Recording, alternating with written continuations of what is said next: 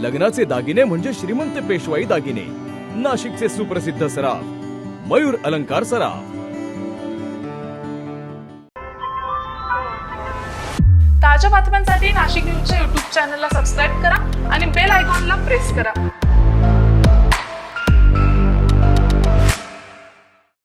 नाशिक महानगरपालिकेतील सत्ता स्थापनेवरून राजकीय वातावरण तापत असतानाच भाजप नेते आणि राज्याचे मंत्री गिरीश महाजन यांनी स्पष्ट भूमिका मांडली आहे। मनपात सत्तेतील वाटा देण्याचा प्रश्नच येत नसल्याचं महाजन यांनी ठामपणे सांगितलंय। नाशिक महानगरपालिका निवडणुकीनंतर भाजपला स्पष्ट बहुमत मिळाल्याने सत्ता स्थापनेबाबत भाजपची भूमिका अधिक ठाम झाली आहे।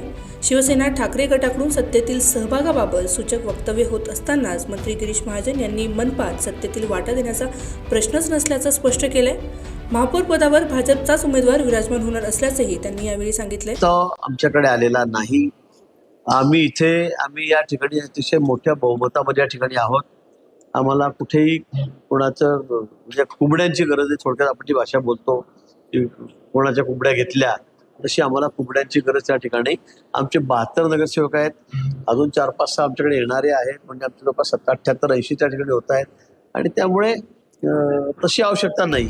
दरम्यान भाजपच्या या भूमिकेमुळे नाशिकच्या राजकारणात नव्या चर्चा सुरू झाल्या असून आगामी काळात मनपात सत्ता स्थापनेची प्रक्रिया अधिक वेग घेण्याची शक्यता आहे।